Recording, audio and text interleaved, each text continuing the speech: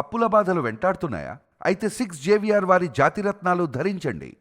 ఇక్కడ టాటా చంద్రశేఖరన్ అని చైర్మన్ చంద్రశేఖరన్ ఒక్కొక్క మృతునికి ₹1 ప్రకటించారు. ఓకే. కానీ ఈ ఢిల్లీ నుంచి అహ్మదాబాద్ రీచ్ అయ్యే టైంలో ఒక ప్యాసింజర్ వీడియో తీసి పెట్టింది. టాటా ఫెయిల్యూర్ కనపడుతుంది అక్కడ. సో దానిపైన ఏం చెప్తారంటే ఎల్ఈడి స్క్రీన్లు పనిచేయకపోవటం, మినిమం బేసిక్స్ అవి ఏసీ పనిచేయకపోవటం, దాంట్లో ఉన్న ప్యాసింజర్స్ అందరూ ఇలా ఊపుకునే పరిస్థితి. ఏదైనా ఒక జనరల్ కంపార్ట్మెంట్లో ట్రైన్లో ట్రావెల్ చేస్తున్నటువంటి ప్యాసింజర్స్ లాగా ఇంటర్నేషనల్ ఫ్లైట్లో ఇలా ఊపుకుంటున్నారు ఉక్కపోతని భరించలేక. దారుణం ఏంటంటే ఒక ఇంటర్నేషనల్ ఫ్లైట్లో అలాంటి సిచ్యువేషన్ ఉంటుందా? మన మామూలు బస్సుల్లో వెళ్ళేటప్పుడే ఏసీ రాకపోతే తాట తీస్తాం. అలాంటిది కొన్ని వేల రూపాయలు ఖర్చు పెట్టి ప్రయాణం చేసే ఫ్లైట్లో ఆ రకమైన స్థితిగతులు ఉండడం అనేది చాలా శోచనీయం. దాదాపు 8 గంటలు ట్రావెల్ చేయాలి. First thing. రెండోది, అసలు మీకు ఇది ఎయిర్ ఇండియా విమానం. ఇక్కడ కొన్ని మీకు ఆసక్తికరమైన అంశాలు చెప్పాలి సార్. మన భారతదేశంలో 7 ప్రధానమైన విమానయాన సంస్థలు ఉన్నాయి. అంటే ఓవరాల్గా చూస్తే ఒక 20-22 ఉండొచ్చు. అంటే స్థానికంగా నడిపే విమానాలు ఉంటాయి. ఇప్పుడు హైదరాబాద్ నుంచి బెంగళూరు, హైదరాబాద్ నుంచి చెన్నై ఇలా నడిపే విమానయాన సంస్థలు ఉన్నాయి. అలా కాకుండా నేను ఇంటర్నేషనల్ వైడ్ నడిపే చెప్తున్నా. కార్గో కూడా తీసేసి, ఇవి కూడా లోకల్ తీసేసి ఇంటర్నేషనల్ వైడ్ నడిపే విమానయాన సంస్థల గురించి నేను మీతో చెప్తున్నాను. నేను ఆసక్తికరమైన అంశాలు ఏంటంటే ఇక్కడ భారతదేశంలో అతిపెద్ద విమానయాన సంస్థ అంటే 64% ప్రయాణికులు గమ్యస్థానాలకు చేరుస్తోంది IndiGo. Okay. So IndiGo number 1 ప్లేస్లో ఉంది. మొత్తం వాటా 64%. ఆ తర్వాతే మిగతా అన్ని పంచుకుంటున్నాయి. ఎయిర్ ఇండియా ఉంది, విస్తారా ఉంది, స్పైస్ జెట్ ఉంది, గో ఫస్ట్ ఉంది, ఎయిర్ ఇండియా ఎక్స్ప్రెస్ ఉంది, ఆకాశ్ ఎయిర్ ఉంది. సో ఈ సంస్థలన్నీ ఉన్నాయన్నమాట. దాదాపు 7 సంస్థలు ఉన్నాయి. 7 సంస్థల్లో ఈ మధ్య కాలంలో ఇంతకుముందు ఒక సంస్థ ఉండేది, ఇండియన్ ఎయిర్లైన్స్ అని ఉండేది. అవును. ఆ ఇండియన్ ఎయిర్లైన్స్ కూడా ఇందులో విలీనం అయిపోయింది. సో ఎయిర్ ఇండియా ఫస్ట్, ఇది టాటా ఎయిర్లైన్స్. ఇది 1953లో ప్రారంభమైంది. టాటా ఎయిర్లైన్స్ ఇది టాటా వాళ్ళు నెలకొల్పిన సంస్థ. ఇది ఈ టాటా ఎయిర్లైన్స్ తర్వాత కొన్నాళ్ల తర్వాత భారత విమానయాన సంస్థ, భారత ప్రభుత్వం ఆధ్వర్యంలో ఇండియన్ ఎయిర్లైన్స్ అని ఒకటి ప్రారంభించింది. ఈ ఇండియన్ ఎయిర్లైన్స్ ఏంటంటే లోకల్ ప్రయాణాలు చేస్తారు. భారతదేశంలో ఒక నగరాన్ని నుంచి ఇంకో నగరానికి మాత్రమే ఫ్లైట్లు ఉంటాయి. అది ఇండియన్ ఎయిర్లైన్స్. కొన్నాళ్ల తర్వాత ఈ టాటా ఎయిర్లైన్స్ని భారతదేశం విలీనం చేసుకుంది జాతీయ సంపదలోకి. చేసుకున్న తర్వాత అది ఎయిర్ ఇండియా అయింది. అంతకుముందు టాటా ఎయిర్లైన్స్. ఈ ఎయిర్ ఇండియా అయిన తర్వాత ఈ ఇండియన్ ఎయిర్లైన్స్ కూడా తీసుకొచ్చి దాంట్లో మిక్స్ చేసి కలిపేసింది. కలిపేసిన తర్వాత ఇప్పుడు తాజాగా ఈ మధ్య కాలంలో మళ్ళీ ఆ ఎయిర్ ఇండియాను మళ్ళీ టాటా తీసుకుంది. సో టాటా తీసుకొని అందులో విస్తారా అనే కంపెనీని కూడా దాంట్లో విలీనం చేసుకుంది. దానికి ఉప సంస్థ ఎయిర్ ఇండియా ఎక్స్ప్రెస్. సో ఇవాళ Vistara, air India express, air India ఒకటే. ఈ 3 తీస్తే మిగతా ప్రధానమైనవి ఇండిగో ఒకటి, స్పైస్ జెట్ ఒకటి, గో ఫస్ట్ ఒకటి, ఆకాశ్ ఎయిర్ ఒకటి. సో ఇందులో ప్రధానమైనది ఇండిగో మాత్రమే. 64% ప్యాసింజర్లను మోస్తుంది అది. ఇకపోతే భారతదేశంలో అనేక ప్రమాదాలు జరిగినాయి. ఈ ప్రమాదాలు అన్నింటిలో చూస్తే ఎయిర్ ఇండియాలోనే ఎక్కువ ప్రమాదాలు ఉన్నాయి. అంటే ఇక్కడ అర్థం ఏంటి? ఎక్కడో లోపం ఉంది ఎయిర్ ఇండియాలో. లోపం లేకపోతే మరి ఎక్కువ ప్రమాదాలు ఎయిర్ ఇండియాలో ఎందుకు జరుగుతాయి? మిగతా సంస్థలు కూడా అత్యధిక ప్రయాణాలు చేసే 64% ప్రయాణికుల్ని గమ్యస్థానానికి చేరుస్తున్నాయి. ఇండిగోలో కదా ఎక్కువ జరగాలి, కానీ ఎయిర్ ఇండియాలో జరుగుతున్నాయంటే లోపభూయిష్టంగా ఉంది వ్యవస్థ ఎక్కడో. ఇప్పుడు ఆ ప్రయాణికుడు చెప్పాడు, వేల రూపాయలు పెట్టి టికెట్లు కొనుక్కుంటే అక్కడ విసురుకోవాల్సిన పరిస్థితి వస్తుందండి. ఏమి పని చేయట్లేదు, స్విచ్లు నొక్కుతున్నాడు, ఏం పని చేయట్లేదు. సో ఓవరాల్ మనకు అర్థమవుతుంది ఏంటంటే ఎయిర్ ఇండియాలో లోపభూయిష్టంగా ఉంది, నిర్వహణ సరిగా లేదు. సరిగా లేదన్నప్పుడు అందుకే టాటా వాడు ₹1 ఎక్స్గ్రేషియా ఇచ్చాడు. ఎక్స్గ్రేషియాతో కోట్ల రూపాయలు ఉండేవాళ్ళండి అందులో వ్యాపారస్తులు ఉన్నారు. అదే ఒక మహిళ ప్రకటిస్తా ఉంది కదా, వాళ్ళ నాన్న కోసం అంటే మీ కుటుంబానికి మీ అండగా ఉంటాం, ₹1 ఇస్తామంటే ఇప్పుడే నేను మా సాయి చర్చించడం జరిగింది. ₹1 కాదు, నేను 2 కోట్లు ఇస్తాం, మా నాన్న నాకు తిరిగి ఇవ్వండి చెప్పేసి ఆమె క్వశ్చన్ చేస్తుంది. అంతేగా. సో ఎయిర్ ఇండియా లోపభూయిష్టంగా ఉంది. సో దాని మీద కూడా ఇప్పుడు చర్చ జరగాలి, దాని మీద ఒక రివ్యూ జరగాలి. టాటా అంటే భారతదేశానికి సంబంధించి, టాటా అంటే మన భారతీయ సంస్థలాగా భారతీయ ఆత్మలాగా భావిస్తాం, క్రెడిబిలిటీ అది, అవును. క్రెడిబిలిటీ. అలాంటి టాటా సంస్థ నిర్వహణ అంత పేలవంగా ఉండడం ఏంటి? సో దీని మీద చర్చ జరగాల్సిన అవసరం ఉంది.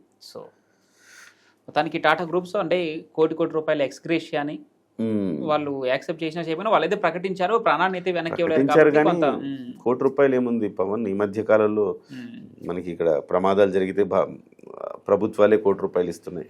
కామన్ డౌట్ సార్ ఇది, అంటే ఇంటర్నేషనల్ ఫ్లయింగ్ సిస్టమ్ ఎలా ఉంటుంది? ఇప్పుడు ఢిల్లీ నుంచి అహ్మదాబాద్ అంటున్నారు, అహ్మదాబాద్ టు లండన్ అంటున్నారు కదా.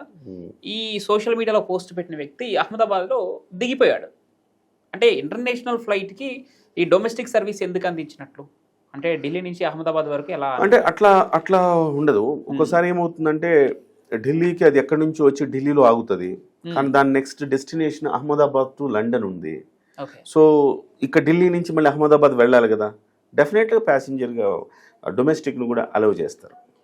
ఓకే, అంటే మేబీ ఈ ప్యాసింజర్ ఢిల్లీ నుంచి అహ్మదాబాద్కి వచ్చారు, అహ్మదాబాద్ నుంచి మేబీ వేరే కంట్రీకి వెళ్ళాలేమో, లండన్ వెళ్ళాలి. అదే నేను అంటుంది ఏంటంటే కనెక్టింగ్ ఫ్లైట్స్ ఉంటాయి, ఇప్పుడు అట్లా కనెక్టింగ్ రూట్స్ ఉంటాయి. ఇప్పుడు ఢిల్లీ నుంచి కూడా లండన్ వెళ్ళాలన్నప్పుడు మన ఫ్లైట్ జర్నీలో మనం చూస్తుంటే సహజంగా హైదరాబాద్ నుంచి చెన్నై వెళ్ళాలంటే మనకి 1.5 hours పడుతుంది అనుకున్నాం ఉదాహరణకు. కానీ కొన్ని ఫ్లైట్స్ ఉంటాయి మీకు 1 stop అని రాస్తాడు. ఆ 1 stop అని రాసినప్పుడు అది 3 గంటలో 4 గంటలో పడుతూ ఉంటుంది. ఎందుకు అంత గంటలు పడుతుంది మనకి చెన్నై కంటే? అదేం చేస్తుంది అంటే బెంగళూరు వెళ్ళి బెంగళూరు నుంచి చెన్నై వెళ్తుంది.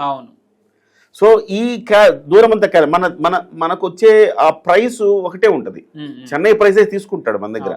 కానీ ఇదేంటంటే వాస్తవానికి హైదరాబాద్ నుంచి బెంగళూరు వెళ్ళి బెంగళూరు నుంచి వెళ్ళాల్సి ఉంది. సో బెంగళూరు టు చెన్నై వెళ్ళే ఫ్లైట్ కు సంబంధించి ఆల్రెడీ బుకింగ్స్ ఉంటాయి. సో ఇక్కడ నుంచి అది బెంగళూరు వెళ్ళి పికప్ చేసుకోవాలి. సో ఎలాగో పికప్ చేసుకోవాలి కదా, ఇక్కడ నుంచి వాళ్ళని కూడా తీసుకెళ్ళి 1 stop కింద తీసుకెళ్ళిపోతారు. సో అంటే ఏరోప్లేన్ ఫ్రీగా ఉంటే ఇలా కనెక్టింగ్ ఫ్లైట్స్ వెళ్ళిపోవచ్చు.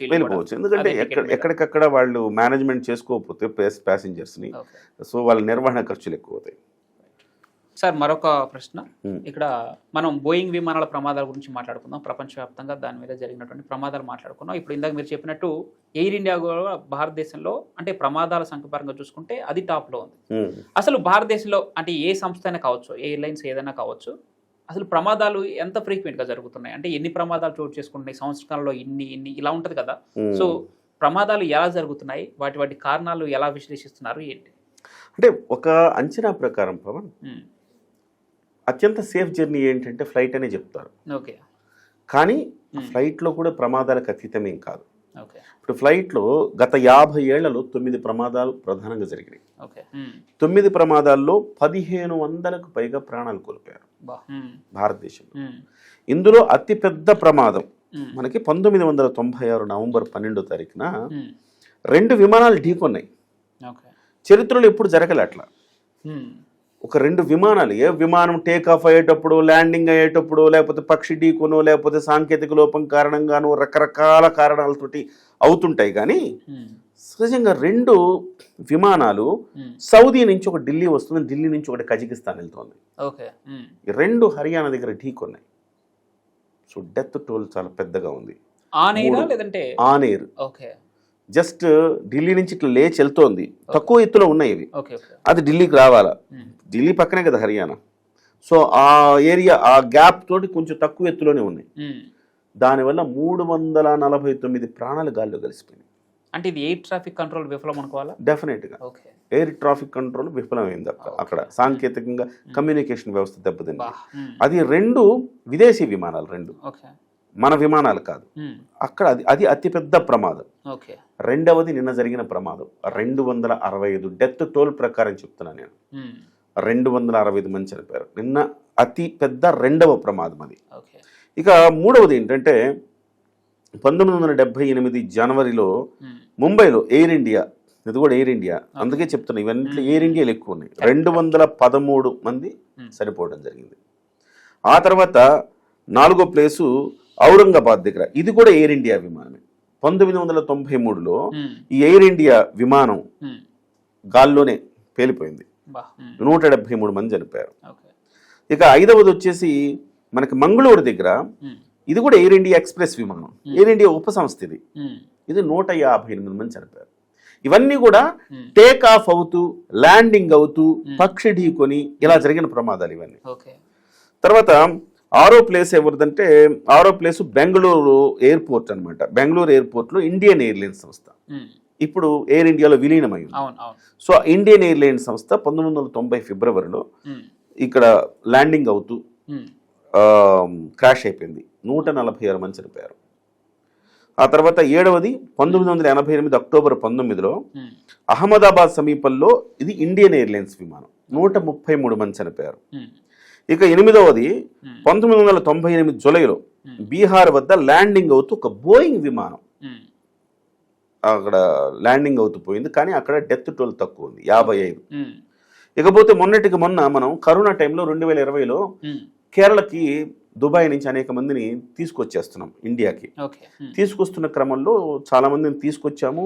కోజికోడ్ దగ్గర ఆ విమానం ల్యాండ్ అయింది, జారిపోయింది. ఆ ల్యాండింగ్ సరిగా లేక, వర్షం వల్ల సరిగా లేకపోవటం వల్ల జారిపోయి పక్కనున్న లోయలోకి వెళ్ళిపోయింది. అది క్రాష్ ల్యాండింగ్. అందులో అంతమంది చనిపోలేదు, 21 మంది చనిపోయారు, 100 మంది గాయాలయ్యాయి. అంటే ఇలాగ 21 మంది చనిపోయి 100 మంది గాయాలు అవ్వడం అంటే గాయాలు ఎక్కువ మందికి అయ్యి కొంతమంది బతకటమో లేకపోతే కొంతమంది చనిపోవటం అనేది సహజంగా తక్కువ సందర్భాలు, మీరు చెప్పినట్టు ఫ్యూయల్ ఇంకా తక్కువ సందర్భాలు జరుగుతుంది. మ్యాక్సిమము విమాన ప్రమాదం అంటే అందరు పోవడమే మ్యాక్సిమం, ఇక ఎవరు బతికే ఛాన్స్ లేదు. సో అందుకోసమే ఆ బ్లాక్ బాక్స్ అనేది ఎక్కువగా యూజ్ అవుతుంది అనమాట. అందరూ చనిపోతే ఏం జరిగింది, విమాన ప్రయాణం ఎంతసేపు ఇన్ కేస్ ఒకవేళ క్రాష్ అయితే అంత ప్రమాదకరం.